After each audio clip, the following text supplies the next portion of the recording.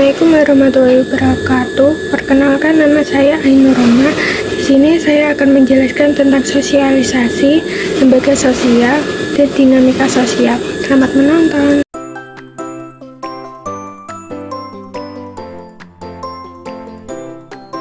Yang pertama, itu ada sosialisasi. Sosialisasi adalah suatu upaya menanamkan nilai budaya kepada individu agar dapat menjadi warga masyarakat yang baik. Selama proses sosialisasi berlangsung, komunikan diajarkan berbagai peran yang harus dilakukan sebagai bagian dari masyarakat. Sebagai makhluk sosial, dalam lingkungan masyarakat, manusia dituntut untuk dapat menyesuaikan diri sehingga keteraturan sosial dapat terwujud. Dan di sini ada tipe, bentuk, dan agen sosialisasi. Yang pertama, tipe sosialisasi. Sosialisasi yang umum dilaksanakan dibagi menjadi dua tipe, yaitu pertama, sosialisasi formal memiliki aturan yang mengikat dan harus dipatuhi.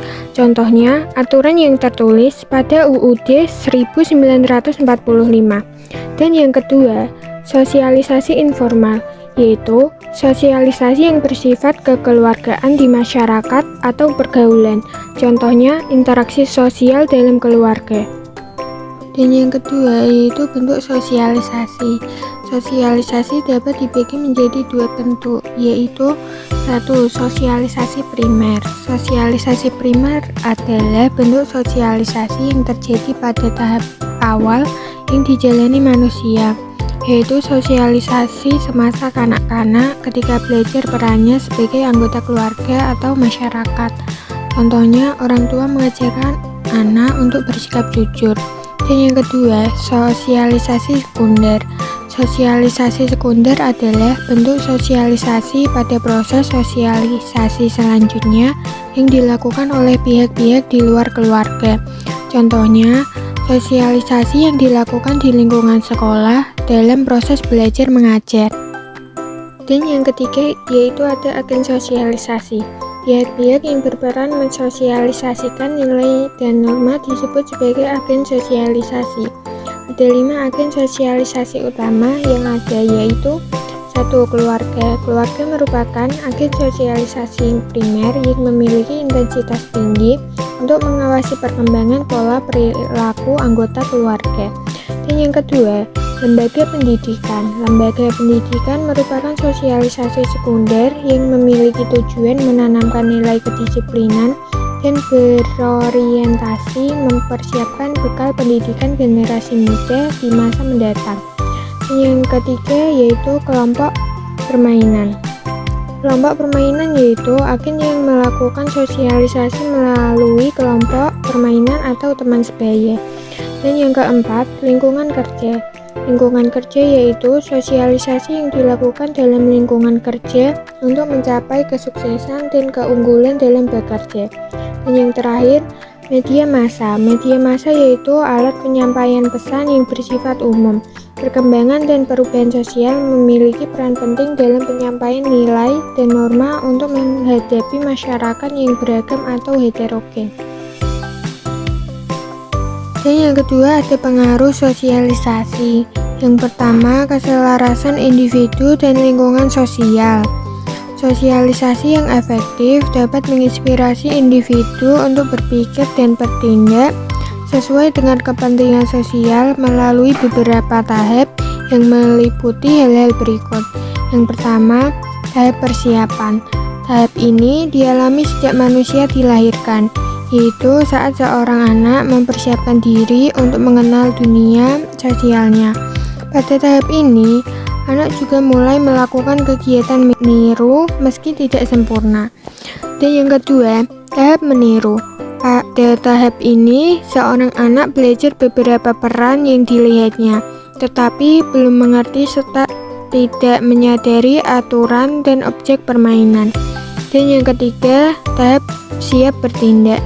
Pada tahap ini, seorang anak mulai menyadari objek permainan. Anak mulai menyadari bahwa setiap permainan ditentukan oleh aturan. Mereka terus mengadaptasikan perilaku mereka pada kebutuhan tim untuk mencapai tujuan. Jika pada tahap playstyle seorang anak hanya mengetahui perannya, Pada tahap ini, anak mulai mengetahui peran pihak lain dan berinteraksi dengannya. Dan yang terakhir, tahap penerimaan norma kolektif. Pada tahap ini, seseorang telah dianggap dewasa karena sudah dapat menempatkan diri pada posisi masyarakat secara luas. Ia dapat berinteraksi dengan masyarakat luas atau orang lain di sekitarnya. Ia mulai menyadari pentingnya peraturan yang berlaku dalam masyarakat dan tidak melanggar aturan yang berlaku. Yang kedua, komitmen sosial. Komitmen sosial adalah suatu tindakan untuk melakukan sesuatu dalam proses sosialisasi ketika individu memiliki kebebasan berpartisipasi aktif dalam suatu komunitas sosial dan kebebasan dalam mengekspresikan diri. Individu mulai memberi pengaruh atau melakukan sosialisasi kepada kelompoknya. Dan kita masuk ke materi lembaga sosial. Lembaga sosial adalah kumpulan norma, aturan, dan hubungan yang mengatur kehidupan masyarakat. Yang pertama, karakteristik lembaga sosial. Karakteristik lembaga sosial antara lain yaitu: pertama, mempunyai simbol. Setiap lembaga sosial mempunyai simbol yang menjadi ciri khas dan identitas tertentu bagi anggotanya. Yang kedua, mempunyai tata tertib dan tradisi. Tata tertib dan tradisi di suatu lembaga dapat tertulis ataupun tidak tertulis. Tata tertib ini berfungsi sebagai pedoman bagi anggotanya. Dan yang ketiga, usianya lebih lama dari usia keanggotaan anggotanya. Usia lembaga sosial umumnya lebih lama dibandingkan dengan usia anggotanya. Hal ini menunjukkan bahwa sebuah lembaga sosial diwariskan dari generasi ke generasi berikutnya. Dan yang keempat, mempunyai alat kelengkapan. Lembaga sosial biasanya mempunyai perlengkapan dan peralatan untuk menjalankan lembaga tersebut dalam rangka mencapai tujuan. Dan yang kelima, mempunyai ideologi. Lembaga sosial mempunyai ideologi yang dianggap ideal bagi para anggota pendukungnya. Dan yang terakhir, mempunyai tingkat daya tahan. Lembaga sosial yang sudah dibentuk mempunyai daya tahan dan tidak akan hilang dengan mudah. Yang kedua, tujuan dan fungsi lembaga sosial. Tujuan lembaga sosial. Tujuan lembaga sosial diharapkan dapat melakukan hal-hal sebagai berikut. 1. Memenuhi kebutuhan sosial dan kekerabatan. Kedua, memenuhi kebutuhan pendidikan masyarakat pada jenjang sekolah dasar sampai dengan perguruan tinggi. Dan yang ketiga, memenuhi kebutuhan manusia untuk mendekatkan diri kepada Tuhan, yaitu melalui kegiatan di masjid, gereja, pura, kebaktian, dan lainnya. Fungsi lembaga sosial. Fungsi lembaga sosial dibedakan menjadi dua, yaitu fungsi manifis dan fungsi laten. Fungsi manifis adalah fungsi lembaga yang disadari dan diharapkan oleh banyak orang. Contohnya, keluarga diharapkan sebagai lembaga sosial yang berfungsi sebagai tempat internalisasi nilai dan norma yang ada di masyarakat. Dan yang fungsi laten adalah fungsi lembaga yang tidak disadari dan bukan menjadi tujuan dari banyak orang. Contohnya, lembaga pendidikan memiliki fungsi mendidik anak, tetapi juga menjauhkan anak dari pernikahan dini. Ketiga, jenis-jenis lembaga sosial. Jenis-jenis lembaga sosial yang ada di lingkungan masyarakat yaitu lembaga keluarga. Lembaga keluarga adalah unit sosial terkecil dalam masyarakat yang terdiri dari individu yang terhubung oleh darah, pernikahan, atau adopsi. Kedua, lembaga pendidikan. Pendidikan merupakan suatu usaha untuk menyiapkan seorang individu terhadap tugas hidupnya agar dapat menentukan jati diri yang mandiri dan bertanggung jawab. Yang ketiga, lembaga ekonomi. Lembaga ekonomi adalah lembaga sosial yang memiliki kegiatan di bidang ekonomi. Lembaga ekonomi berperan mengatasi berbagai masalah produksi, distribusi, dan pelayanan jasa untuk memenuhi kebutuhan masyarakat. Yang keempat, lembaga agama. Lembaga agama adalah lembaga yang mengatur kehidupan masyarakat agar tetap berada pada kaidah-kaidah agama yang dianut. Sebagian besar umat beragama menjadikan agama sebagai pedoman dalam menjalankan kehidupan. Dan yang terakhir, lembaga politik. Lembaga politik merupakan perilaku yang terpola dalam politik untuk menentukan pihak yang akan menjabat dan melaksanakan fungsinya. Yang keempat, klasifikasi lembaga sosial. Menurut John Lewis dan John Gillen, tipe lembaga sosial diklasifikasikan sebagai berikut. Yang A, berdasarkan sudut nilai yang diterima oleh masyarakat. Yang pertama, lembaga sosial primer, yaitu lembaga yang penting mendasar untuk menciptakan dan melaksanakan peraturan yang telah ditetapkan dalam masyarakat.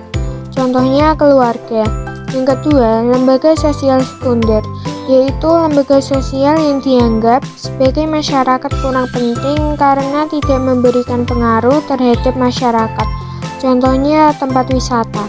Yang B, berdasarkan sudut pengembangan. Yang pertama, creative institution, yaitu lembaga sosial yang tumbuh secara tidak direncanakan dan muncul sebagai akibat berlakunya adat istiadat masyarakat. Contohnya KUA pada lembaga agama. Dan yang kedua, enacted institution, yaitu lembaga sosial yang sengaja dibentuk dan direncanakan untuk mencapai tujuan tertentu. Contohnya sekolah pada lembaga pendidikan.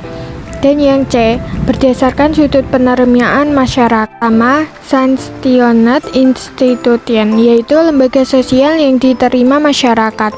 Contohnya koperasi yang membantu memenuhi kebutuhan sehari-hari. Yang kedua, unsanctioned institution, yaitu lembaga sosial yang ditolak masyarakat. Contohnya organisasi kriminal.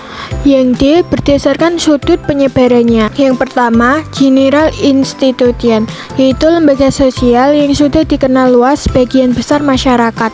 Contohnya pengadilan. Yang kedua, restricted institution, yaitu lembaga sosial yang hanya dikenal dan dianut oleh sebagian kecil masyarakat tertentu. Contohnya aliran pada suatu agama. E, berdasarkan fungsinya. Yang pertama, operative institution, yaitu lembaga sosial yang didirikan untuk tujuan tertentu, salah satunya memenuhi kebutuhan yang dibutuhkan masyarakat. Contohnya pasar atau yang dinaungi lembaga ekonomi. Yang kedua, regulative institution, yaitu lembaga yang bertujuan mengawasi adat istiadat yang berlaku dalam masyarakat. Contohnya lembaga kepolisian. Dan yang terakhir, materi dinamika sosial. Dinamika sosial adalah kajian dalam ranah sosiologi yang membahas tentang perubahan dalam kehidupan masyarakat yang dipenuhi oleh berbagai faktor-faktor sosial. Yang pertama, teori dan objek masalah sosial. Yang A, teori masalah sosial. Ada dua teori yang sering digunakan untuk mengkaji masalah sosial, yaitu teori fungsional dan konflik. Yang B, objek masalah sosial. Yang pertama, ketidakadilan. Masalah sosial yang diakibatkan dari kesewenang-wenangan para pemangku kebijakan. Ketidakadilan dapat menimbulkan kesenjangan sosial ekonomi pada masyarakat. Yang kedua, perilaku menyimpang. Perilaku yang akan tidak sesuai dengan norma dan nilai yang berlaku. Dan yang ketiga, pengandalian sosial. Pengandalian untuk mengajak serta mendidik masyarakat agar mematuhi norma dan nilai di masyarakat. Yang keempat, perubahan sosial. Perubahan sosial dapat mengarah pada pengesaran nilai atau norma setelah masalah selesai. Yang kedua, kemiskinan sebagai masalah sosial. Yang A, bentuk kemiskinan. Bentuk kemiskinan ada 4, yaitu pertama, kemiskinan absolut, yaitu suatu kondisi seseorang yang sudah tidak sanggup memenuhi kebutuhan pokoknya untuk bertahan hidup. Yang kedua, kemiskinan relatif, yaitu suatu kondisi seseorang yang masih sanggup memenuhi kebutuhan pokoknya, tetapi tidak mampu membeli kebutuhan lainnya.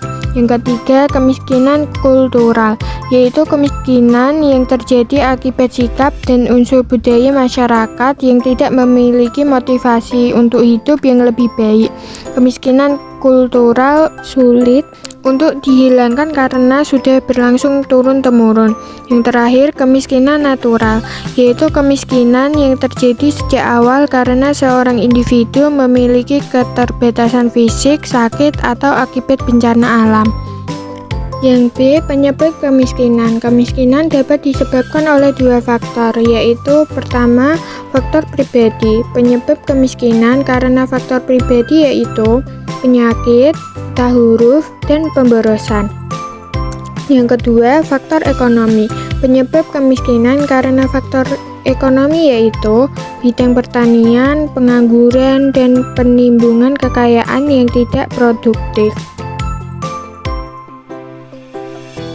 Yang ketiga, dampak permasalahan sosial dalam kehidupan bermasyarakat. Kemiskinan, kriminalitas, kesenjangan sosial ekonomi, dan ketidakadilan merupakan beberapa masalah sosial yang terjadi di tengah-tengah masyarakat. Permasalahan ini berdampak pada kehidupan kita sebagai suatu bangsa yang sedang melakukan pembangunan untuk mencapai cita-cita bersama. Yang keempat, pemecahan masalah sosial untuk mencapai kehidupan yang baik. Untuk memecahkan masalah sosial dan mencapai kehidupan yang baik, kita dapat melakukan berbagai upaya seperti meningkatkan kesejahteraan sosial dengan memberikan bantuan langsung tunai, beasiswa, atau pendidikan gratis. Yang kedua, meningkatkan pendidikan dengan memberikan dana bantuan operasional sekolah kepada siswa yang tidak mampu dan memperdayakan masyarakat dengan meningkatkan mobilitas tenaga kerja. Dan yang kelima atau terakhir, kesenjangan sosial ekonomi sebagai masalah sosial. Kesenjangan umumnya terdapat pada suatu masyarakat. Di dalam masyarakat, secara alami ada beberapa orang yang lebih kuat, belajar lebih cepat, atau memiliki lebih dari apapun yang dianggap penting dalam masyarakat. Kesenjangan lainnya mungkin muncul karena adanya perbedaan kemampuan yang dapat dipenuhi oleh masyarakat. Contohnya, kesenjangan sosial berdasarkan kemampuan ekonomi.